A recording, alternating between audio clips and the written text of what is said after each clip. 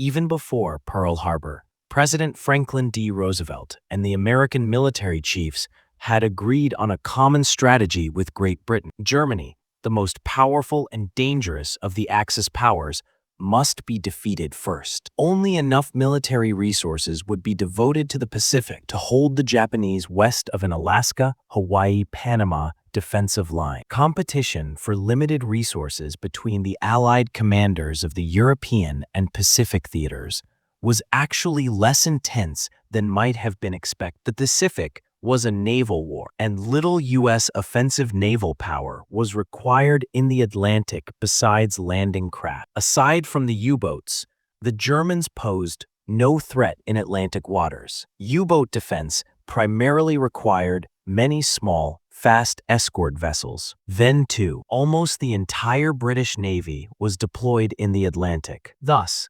American offensive naval power, especially the fast carrier task forces, could be committed to the Pacific War. More than distance separated the two wars.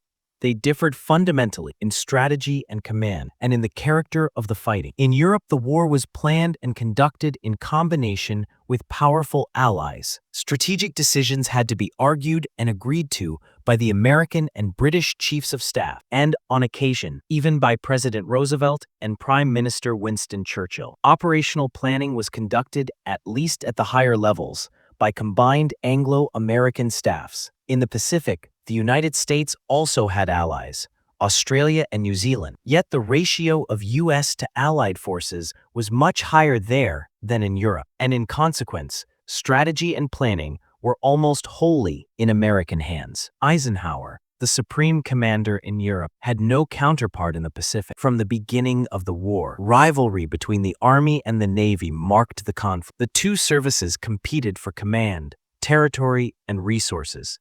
In the vast Pacific, an ocean dotted with thousands of coral islands, there should have been ample room for both. But inter-service rivalries and great distances prevented a single unified commander from being named. Until General Douglas MacArthur became Supreme Commander, Allied Powers, SCAP, in the last days of the war. Instead, the Pacific was divided into area commands. The two most important were MacArthur's Southwest Pacific Area, SWPA, and Admiral Chester Nimitz's Pacific Ocean Areas, POA. POA, in turn, was subdivided into North Pacific, Central Pacific, and South Pacific commands.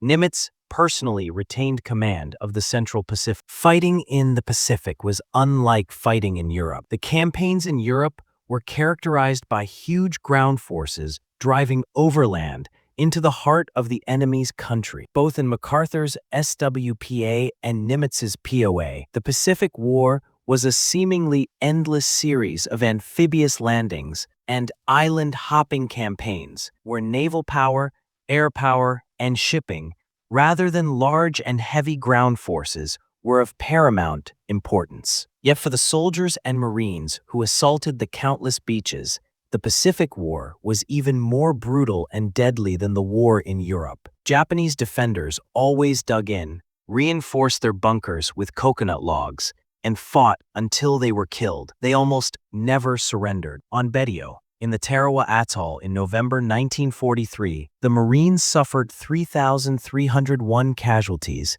including 900 killed in action. For a bit of coral 3 miles long and 800 yards wide, at Iwo Jima in February and March 1945, the Marines lost almost 6,000 dead and over 17,000 wounded, and fought for 5 weeks to take an island less than 5 miles long. At Iwo, no battalion suffered fewer than 50% casualty, and many sustained even higher losses. In the Southwest Pacific, MacArthur's casualties were proportionately fewer. Fighting on the larger land masses of New Guinea and the Philippines, he had more room to maneuver, and he could almost always hit 'em where they ain't. The history of the war in the Pacific falls neatly into 3 periods. The first 6 months of the war, from December 1941 to May 1942, were a time of unbroken Japanese military victory. At the height of Japanese expansion in mid-1942, the tide turned. The period from mid-1942 to mid-1943 saw Japanese strategic thrusts into the South and Central Pacific blunted by the carrier battles of the Coral Sea, May 1942, and Midway, June 1942. Both offensives were begun on a shoestring, and both came close to failure. Yet they represented the end of defeat in the Pacific and the first tentative steps toward victory. Those steps became great leaps in 1944 and 1945. Two amphibious offensives developed as MacArthur advanced across the northern coast of New Guinea into the Philippines, and Nimitz Island hopped 2,000 miles across the Central Pacific from the Gilbert Islands to Okinawa. Japan on the offensive. Japan, largely devoid of natural resources to feed its industries, looked overseas for supplies of strategic materials such as ores and petroleum. Before 1939, the United States was Japan's major supplier, but President Roosevelt and Secretary of State Cordell Hull shut off American supplies in an effort to force the Japanese to end hostilities against China. The Japanese had long coveted the resource-rich British and Dutch colonies of Southeast Asia, and as the U.S. trade embargo tightened, the Japanese increasingly looked southward for raw materials and strategic resources. Only the United States stood in Japan's path. The U.S. Pacific Fleet at Pearl Harbor was the only force capable of challenging Japan's navy, and American bases in the Philippines could threaten lines of communications between the Japanese home islands and the East Indies. Every oil tanker heading for Japan would have to pass by American-held Luzon. From these needs and constraints, Japan's war plans emerged. First, its navy would neutralize the American fleet with a surprise attack on Pearl Harbor. Japan would also seize America's Central Pacific bases at Guam and Wake Islands and invade the Philippines. With American naval power crippled, Japan's military would be free to seize Burma, Malaya, Singapore, and the Dutch East Indies in a series of rapid amphibious operations. Japan would then establish a defensive ring around its newly conquered empire by fortifying islands in the South and the Central Pacific. Japan's leaders were convinced that Americans, once involved in the European War, would be willing to negotiate peace in the Pacific. To block Japanese ambitions, the United States Army had scant resources. Two small forces constituted the heart of the American land defenses in the Pacific: the garrison in the territory of Hawaii and General Douglas MacArthur's command in the Commonwealth of the Philippines. Both were peacetime organizations whose days were given to rounds of ceremonies, inspections, and language training. Officers and their wives occupied evenings and weekends with rounds of social activities and golf, while the soldiers enjoyed more earthy pleasures in the bars and brothels of Honolulu or Manila. Yet these forces would face overwhelming odds in the event of war. The thousands of islands that comprised the Philippines lay 8,000 miles from the American west coast, but only 200 miles from Japanese-held Formosa. To defend them, General MacArthur had the equivalent of 2 divisions of regular troops, 16,000 U.S. regulars, and 12,000 Philippine scouts. He could call on additional thousands of Philippine militia, but they were untrained and ill-equipped. Lieutenant General Walter C. Short's Hawaiian Command held 43,000 Army troops, including 2 infantry divisions, Coast Artillery, Air Corps, and support troops.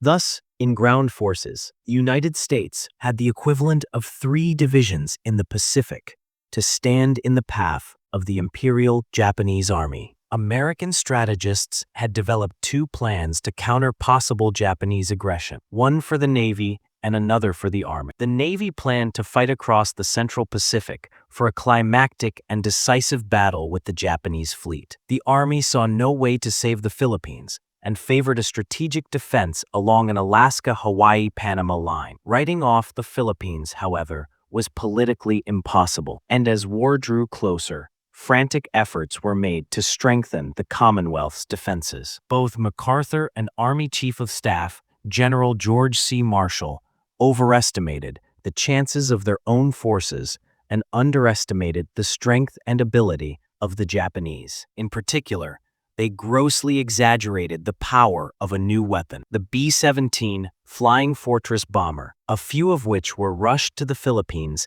in the last days of peace. All of the efforts proved to be too little, too late. The Japanese war plan worked to perfection. On December 1941, Japan paralyzed the Pacific Fleet in its attack on Pearl Harbor. In the Philippines, Japanese flyers destroyed most of MacArthur's air force on the ground. Freed of effective opposition, Japanese forces took Burma, Malaya, Singapore, and the Dutch East Indies in rapid succession. By March 1942, the Japanese had conquered an empire.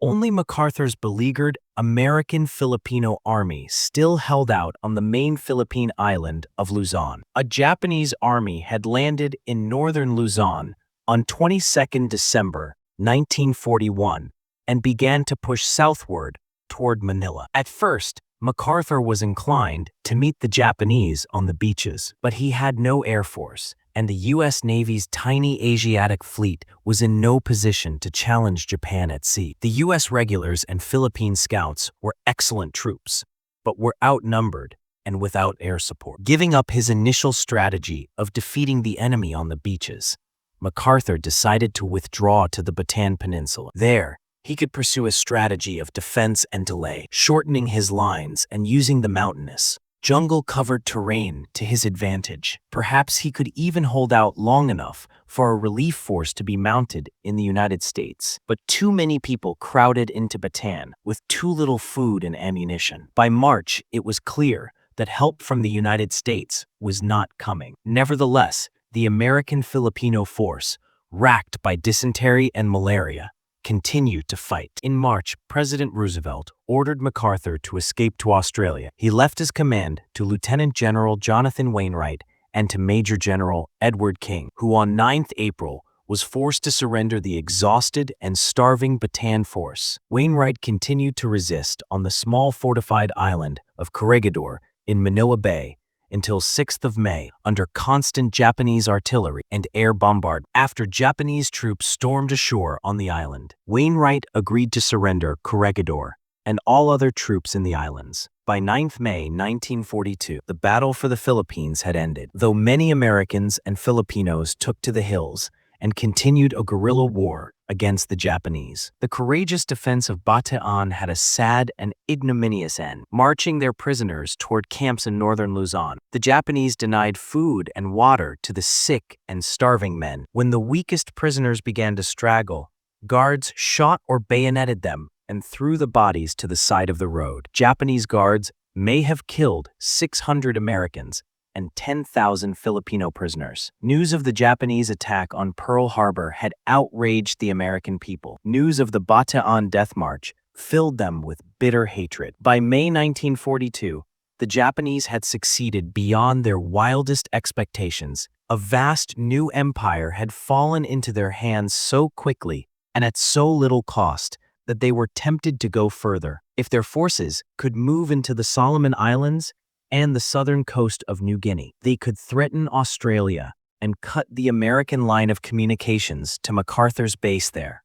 If they could occupy Midway Island, only 1,000 miles from Honolulu, they could force the American fleet to pull back to the west coast. In Japanese overconfidence lay the seeds of Japan's first major defeats. The tide turns. Japanese fortunes turned sour in mid-1942. Their uninterrupted string of victories ended with history's first great carrier battles.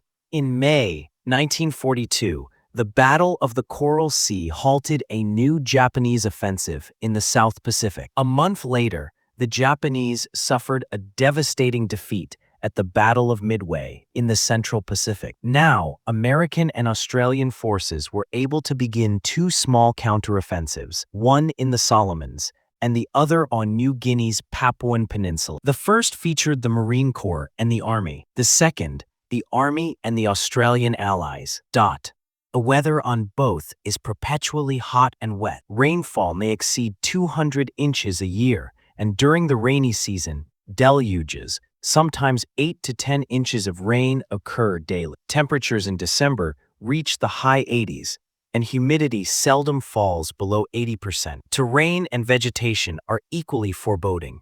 Dark, humid, jungle-covered mountains inland, and evil-smelling swamps along the coasts. Insects abound. The soldiers and Marines were never dry. Most fought battles while racked by chills and fever. For every 2 soldiers lost in battle, 5 were lost to disease, especially malaria, dengue, dysentery, or scrub typhus, a dangerous illness carried by jungle mites. Almost all suffered jungle rot, ulcers caused by skin disease. Guadalcanal lay at the southeast end of the Solomons, an island chain 600 miles long. Navy carriers and other warships supported the landings, but they could not provide clear air or naval superiority. The Marines landed on 7th of August, 1942, without opposition, and quickly overran an important airfield. That was the last easy action on Guadalcanal. The carriers sailed away almost as soon as the Marines went ashore. Then Japanese warships surprised the supporting U.S. naval vessels at the Battle of Savo Island and quickly sank 4 heavy cruisers and 1 destroyer. Ashore, the Japanese army fought furiously to regain the airfield. Through months of fighting, the Marines barely held on. Some American admirals even thought that the beachhead would be lost, but gradually, land-based aircraft were ferried in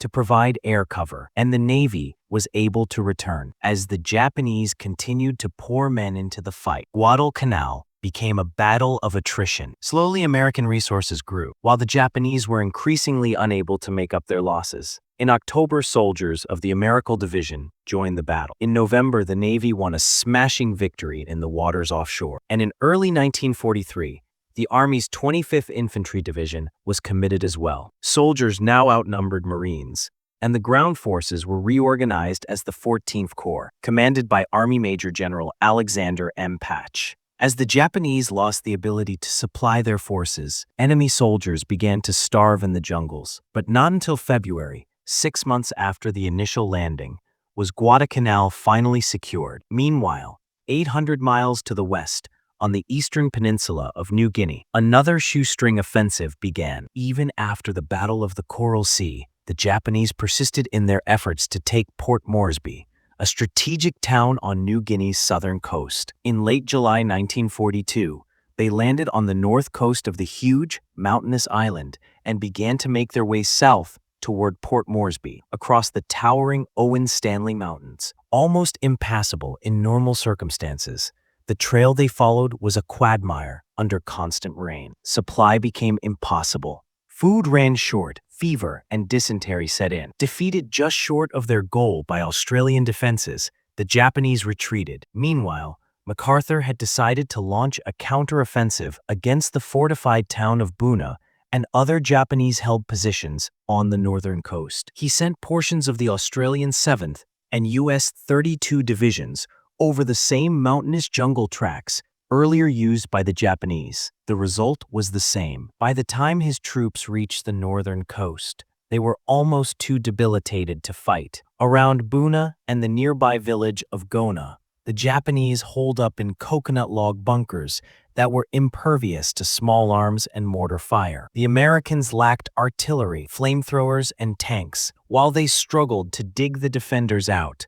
Malnutrition, fever, and jungle rot ravaged the troops. Like the troops on Guadalcanal, the Aussies and the men of the 32D barely held on. The Japanese also faced serious problems. Their commanders had to choose between strengthening Guadalcanal or Buna. Choosing Guadalcanal, they withdrew some support from the Buna garrison. Growing American air power made it impossible for the Japanese Navy to resupply their forces ashore, and their troops began to run short of food and ammunition. By December, they were on the edge of starvation. Here, the battle of attrition lasted longer, and not until January 1943 was the last Japanese resistance enemy. Buna was costlier in casualties than Guadalcanal, and in some respects, it was an even nastier campaign. The terrain was rougher. Men who crossed the Owen Stanleys called that march their toughest experience of the war. The Americans lacked almost everything necessary for success: weapons, proper clothing, insect repellents, and adequate food. No more bunas, MacArthur pledged. For the rest of the war, his policy was to bypass Japanese strongpoints. When the battles for Guadalcanal and Buna began, the Americans had insufficient strength to win. American strength increased as the battle went on. Over the next 3 years, it would grow to overwhelming proportions, twin drives to American victory. As late as 1943, the American Joint Chiefs of Staff had not adopted a clear strategy for winning the war in the Pacific. Early in the war, they assumed that the burden of the land fighting against Japan would fall on Chinese forces. The bulk of Japan's army was deployed in China, and Chinese leaders had an immense manpower pool to draw on. But supplying and training the Chinese army proved to be an impossible task. Moreover, fighting in China did not lead to any strategic objective. Instead, the hard-won successes in the Solomons and Papua and the growing strength of MacArthur's and Nimitz's forces gave the Joint Chiefs the means to strike at the Japanese in the Pacific. They decided to launch 2 converging offensives toward the Japanese islands, using Army ground forces, land-based air power, and a fleet of old battleships and cruisers. MacArthur would leapfrog across the northern coast of New Guinea toward the Philippines. Nimitz, using carrier-based planes and Marine and Army ground forces, would island hop across the Central Pacific. The strategy was frankly opportunistic, and it left unanswered the questions of priorities and final objectives. At the heart of the strategy were the developing techniques of amphibious warfare and tactical air power. Putting troops ashore in the face of a determined enemy had always been one of war's most dangerous and complicated maneuvers. World War II proved that the assault force needed air and sea supremacy and overwhelming combat power to be successful. Even then, dug-in defenders could take a heavy toll of infantry coming over the beaches. Special landing craft had to be built to bring tanks and artillery ashore with the infantry, and both direct air support and effective naval gunfire were essential. MacArthur's leaps up the northern coast of New Guinea were measured precisely by the range of his fighter bombers. The primary task of Nimitz's carriers was to support and defend the landing forces. As soon as possible after the landings, land-based planes were brought in to free the carriers for other operations. The islands of the Central Pacific had little resemblance to the fetid jungles of Guadalcanal and New Guinea. Atolls like Tarawa or Kwajalein were necklaces of hard coral surrounding lagoons of sheltered water. Where the coral rose above water, small narrow islands took form. These bits of sand furnished little room for maneuver and frequently had to be assaulted frontally. Larger islands like Guam and Saipan were volcanic in origin, with rocky ridges to aid the defense. The shrapnel effect of shell bursts was multiplied by bits of shattered rock. In November 1943, Nimitz's island-hopping campaign began, with his assaults on Betio in the Tarawa Atoll and at Makin 100 miles north. It was a costly beginning. Elements of the Army's 27th Infantry Division secured Makin with relative ease. But at Betio, the 2D Marine Division encountered stubborn and deadly resistance. Naval gunfire and air attacks had failed to eliminate the deeply dug-in defenders, and landing craft grounded on reefs offshore, where they were destroyed by Japanese artillery. As costly as it was, the lessons learned there proved useful in future amphibious operations. Like MacArthur, Nimitz determined to bypass strongly held islands and strike at the enemy's weak points. During January 1944, landings were made in the Marshalls at Kwajalein and Eniwetok, followed by Guam and Saipan in the Marianas during June and July. Because the Marianas were only 1,500 miles from Tokyo, the remaining Japanese carriers came out to fight. The resulting Battle of the Philippine Sea was a disaster for the Japanese. In what U.S. Navy pilots called the Great Marianas Turkey Shoot, Japanese carrier power was effectively eliminated. Almost as soon as the Marianas were cleared, the air forces began to prepare airfields to receive new heavy bombers, the B-29s. With a range exceeding 3,000 miles, B-29s could reach most Japanese cities including Tokyo. In November 1944, the 20th Air Force began a strategic bombing campaign against Japan, which indirectly led to one of the bitterest island fights of the war. Tiny Iwo Jima, lying 750 miles southeast of Tokyo, was needed both as an auxiliary base for crippled B-29s returning from their bombing raids over Japan, and as a base for long-range escort fighters. The fight for the 5-mile-long island lasted 5 weeks, during February and March 1945, and cost more than 25,000 dead, almost 6,000 Americans of the 4th and 5th Marine Divisions, and 20,000 Japanese. While Nimitz crossed the Central Pacific, MacArthur pushed along the New Guinea coast, preparing for his return to the Philippines. Without carriers, his progress was slower, but less costly than Nimitz's. After clearing the Buna area in January 1943, MacArthur spent the next year conquering northeastern New Guinea, and the 8 months that followed moving across the northern coast of Netherlands New Guinea to the island of Morotai. Because he had to cover his landings with land-based planes, he was limited to bounds of 200 miles or less on a line of advance almost 2,000 miles long. Furthermore, he had to build airfields as he went. By October 1944, MacArthur was ready for a leap to the Philippines, but this objective was beyond the range of his planes. Nimitz loaned him Admiral William F. Halsey's heavy carriers, and on the 20th October 1944, MacArthur's 6th Army landed on Leyte Island in the central Philippines. The Japanese reacted vigorously. For the first time in the war, they employed kamikaze attacks, suicide missions flown by young, half-trained pilots, and they used their last carriers as decoys to draw Halsey's carriers away from the beachheads. With Halsey out of the battle and the landing forces without air cover, the Japanese planned to use conventional warships to brush aside the remaining American warships and destroy the support vessels anchored off the beaches. They almost succeeded. In the naval battle of Leyte Gulf, the big guns of the big ships, not carrier planes, decided the battle. The Japanese naval forces were decimated. Japan no longer had an effective navy. As violent as they were, most island fights involved small units and were mercifully short. However, the last 2 major campaigns of the Pacific War, Luzon and Okinawa, took on some of the character of the war in Europe. They were long fights on larger land masses, with entire armies in sustained combat over the course of several months. Japanese defenders on Luzon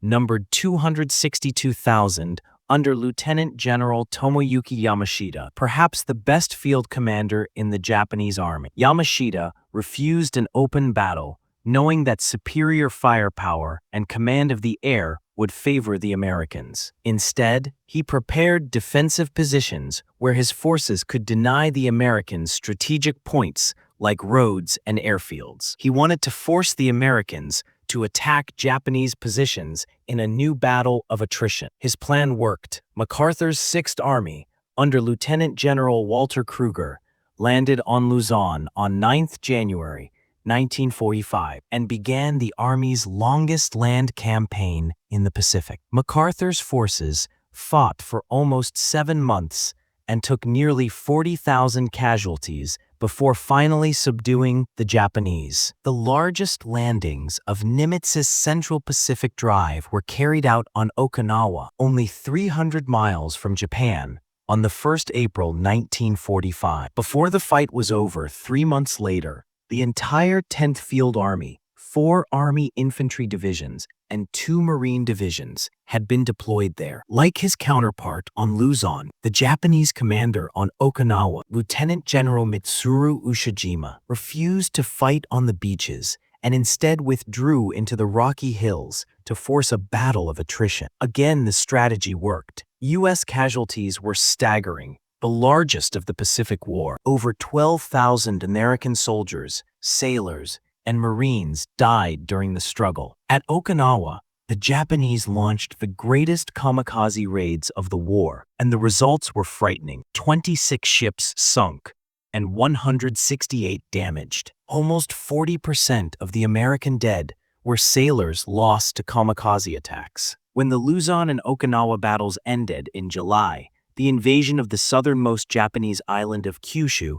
had already been ordered by the Joint Chiefs. The date was set for 1st November 1945. Kyushu would furnish air and naval bases to intensify the air bombardment and strengthen the naval blockade around Honshu, the main island of Japan. A massive invasion in the Tokyo area was scheduled for 1st March 1946 if Japanese resistance continued. With the Okinawa experience fresh in their minds, many planners feared that the invasion of Japan would produce a bloodbath. In fact, Japan was already beaten. It was defenseless on the seas. Its air force was gone, and its cities were being burned out by incendiary bombs. The atomic bombings of Hiroshima and Nagasaki on 6 and 9 August, and the Soviet declaration of war on 8 August forced the leaders of Japan to recognize the inevitable. On 15 August 1945, Emperor Hirohito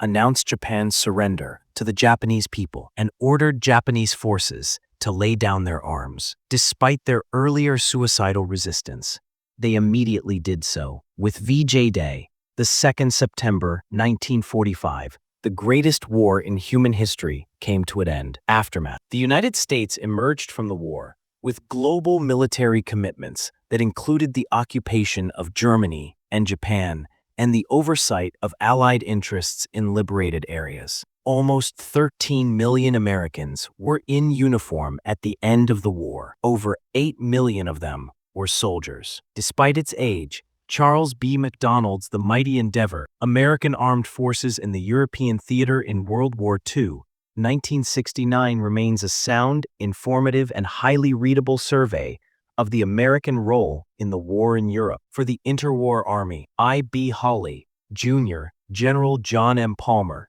Citizen Soldiers and the Army of a Democracy, 1982 is good for the early years. Palmer was the architect of the National Defense Act of 1920. D. Clayton James's The Years of MacArthur, Volume 1, 1880, 1941, 1970, looks at the interwar army in terms of the man who dominated it in the 1930s, while Forrest Pogue's George C. Marshall, Volume 1, Education of a General, 1880 to 1939, 1963, focuses on the man who oversaw its transformation into a powerful, modern mass army. Volume 2, Ordeal and Hope, 1939 to 1945, 1986, and Volume 3, Organizer of Victory, 1943, 1945, 1973, are the best sources on the War Department and the General Staff, and cover an enormous range of topics from strategy and logistics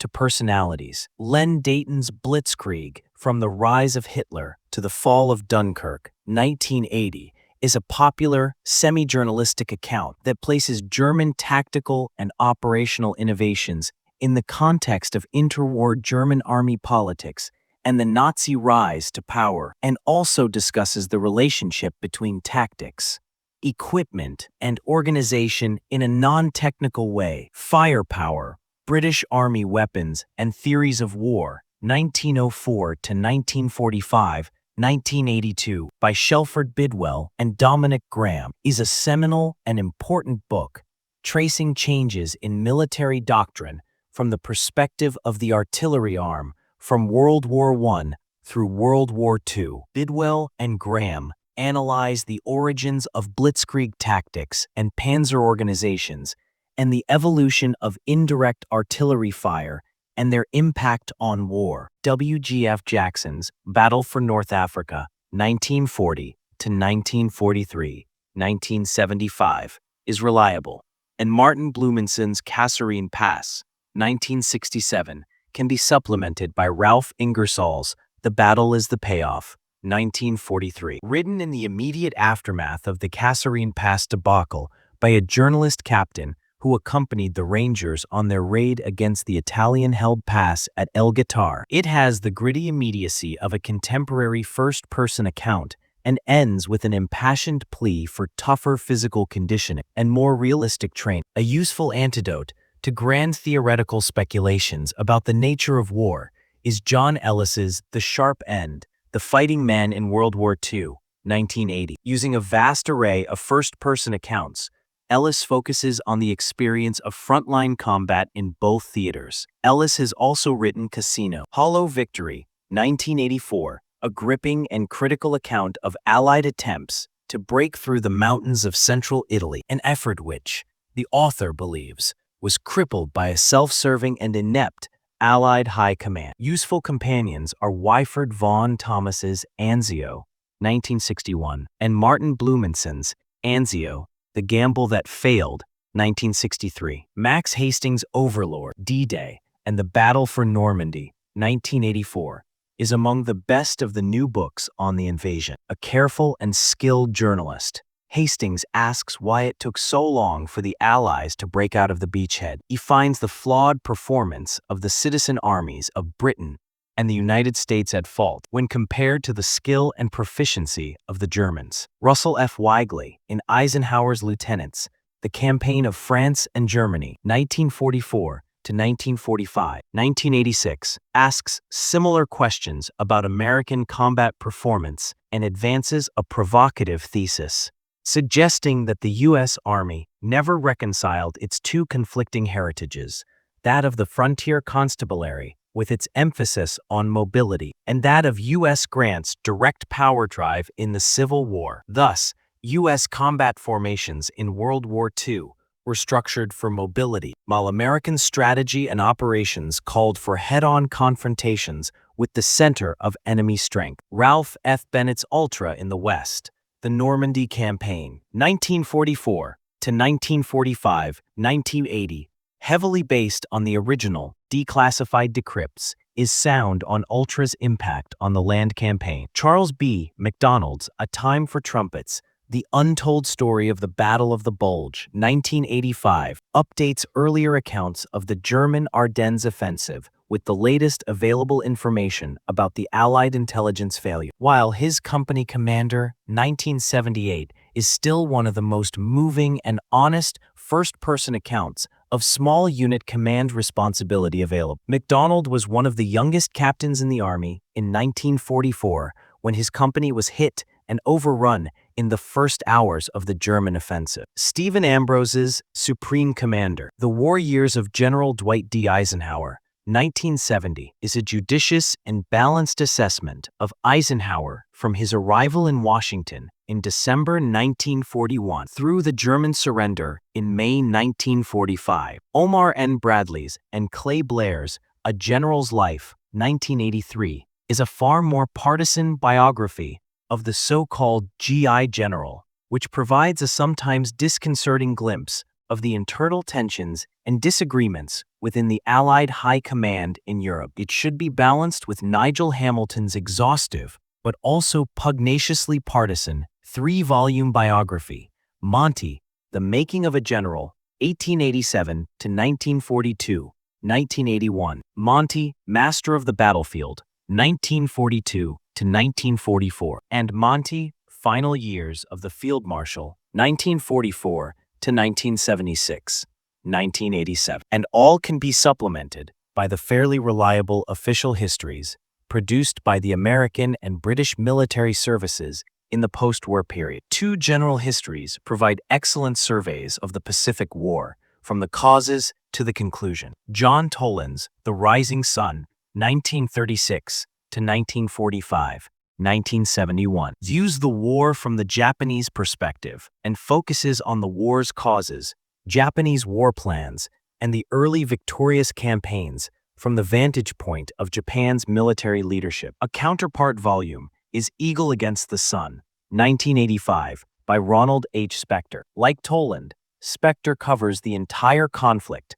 but views the war from the American perspective. Eagle Against the Sun may be the best single-volume survey of the Pacific War yet written. The historical literature on Pearl Harbor and the first 6 months of the war in the Pacific is voluminous, so vast that readers must be especially careful in their selections. Perhaps the best picture of life in the pre-war army is found in James Jones's fictional From Here to Eternity, 1985. The subject of Pearl Harbor has produced countless pages of description and analysis, but much is of interest only to professional historians and specialists in the subject. Two books of special value to the general reader are Walter Lord's Day of Infamy, 1957, and Gordon Pranga's At Dawn We Slept, 1982.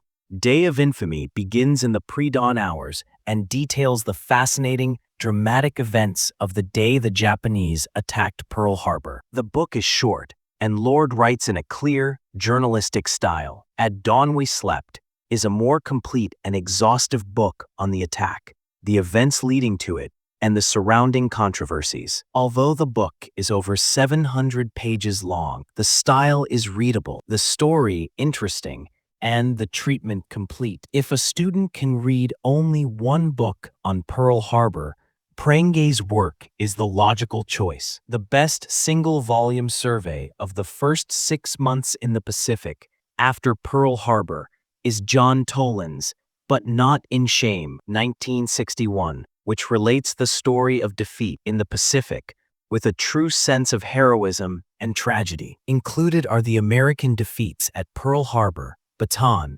Corregidor, and Wake Island, and the Allied failures in the Dutch East Indies and Singapore. Stanley Falk's Bataan, March of Death, 1984, is a moving and unbiased account of one of the most emotional subjects in American military history. The battles for Guadalcanal and for Buna went on simultaneously, but Guadalcanal received far more attention from the American press at the time and from historians since that date. However, the quality of the works on Guadalcanal varies greatly. An older but reliable account is The Battle for Guadalcanal, 1979, by Samuel B. Griffith II, which can be supplemented by Richard Tregaskis's Guadalcanal Diary, 1984, a classic in war reporting that came out of the fighting on Guadalcanal. For the Papua Campaign, Lita Mayo's Bloody Buna, 1979, not only chronicles the battles,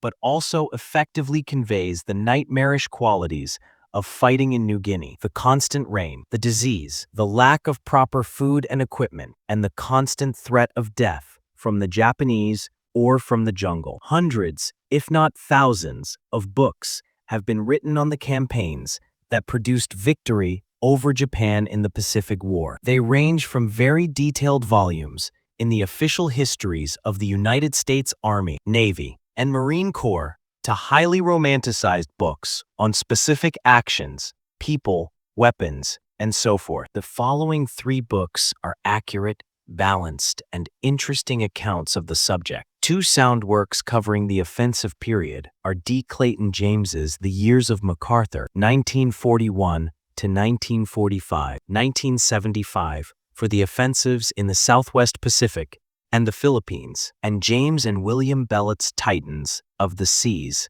1974, an account of the carrier battles in the Pacific. But no work better describes combat in the Pacific War at the squad and platoon level than Island Victory, 1983, by S.L.A. Marshall. During World War II, as a combat historian, he gathered material for Island Victory by interviewing infantrymen of the 7th Infantry Division who had just cleared 2 small islands in the Kwajalein Atoll. The book tells the stories of squad and platoon fights with holed-up Japanese on islands no more than 250 yards wide. There are no generals or colonels here, no high-level planning or strategy. This is the story of ground combat from the vantage point of the individual infantryman. And like MacDonald's company command, the work is a testimony to the determination and heroism of the individual GI.